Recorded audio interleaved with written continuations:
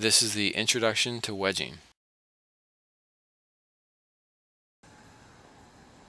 Hi, we're going to talk about wedging. I'm going to tell you the reason for the process and then also go through 3 ways of doing that. First of all, some people talk about wedging and kneading, and they're the same process. Kneading is a term we use for kneading bread, and that's really what we're doing. We're blending clay, getting it homogenized. And that's the reason, that's the goal, is to get the hard, drier clay and the soft, wetter clay into an even consistency so we can work with them on the potter's wheel, and also so we can work with them in hand building. And now there's this old sort of myth that has gone on for a long time, and that is that we wedge to get rid of air bubbles so the clay doesn't explode in the kiln. While wedging does get rid of air bubbles, the goal is primarily, as I said, to get it homogenized. What causes clay to blow up in the kiln is firing it too quickly or before it's had time to dry. And so it's just important to understand that myth. Don't worry about, did I get every little air bubble out? Worry more about, did I get even consistency? I'm going to show you 3 ways of doing this. And I'm going to start out actually with 2 different colors of clay. I've got a red clay and kind of a brownish, grayish clay here. I'm doing this just to demonstrate the process of evening them out in terms of the blending of it. Normally you would only work with 1 color of clay. So now we're going to go through the actual steps of wedging. These are 3 different approaches. You can use any one of them, or you can use all 3. I'm going to introduce you first to cutting and slamming. I'm going to take the clay, cut it in half, and slam it down onto the plaster wedging surface. What I get through this process is a layering of the clay, multiple layers of clay. I started out with 2 layers of clay, cut 4 layers of clay, cut 8 layers of clay, cut 16 layers of clay. Now we're up to 32 layers of clay. Now it's 64 layers of clay.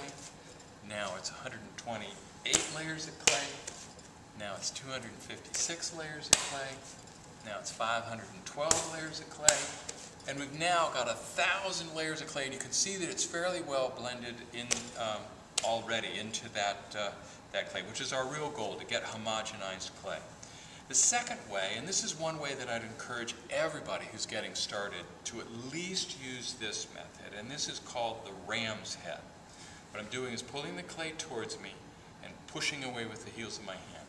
Pulling the clay towards me, pushing away with the heels of my hand. Pulling clay towards me, pushing away with the heels of my hand. It's called the ram's head because these parts that extend out look like antlers. When I get those out a hand's width beyond, I'll fold them back in so that I keep the clay in on the sides. And this does a similar kind of blending of the process of the clay. I'm working with about 5 to 8 pounds of clay. You can measure it on a scale if you wanted. But that's a good way, and many people only use the ram's head. The third method is called the shell. This was a way that was developed in Asia and is now used largely worldwide.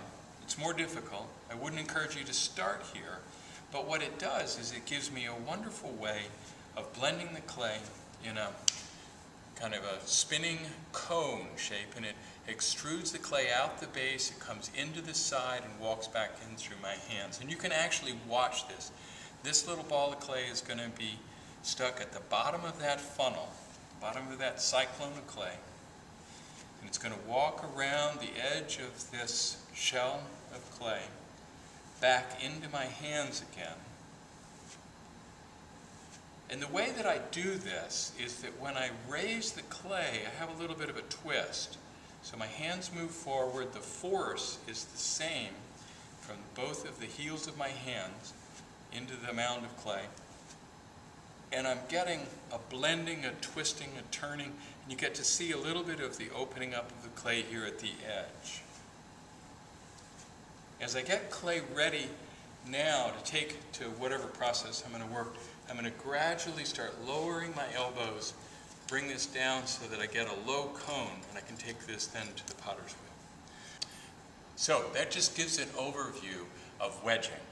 We wedge clay to blend the clay. It's not because we're concerned about leaving little air bubbles that are going to blow up in the kiln, but we want to get a homogeneous piece of clay to work with.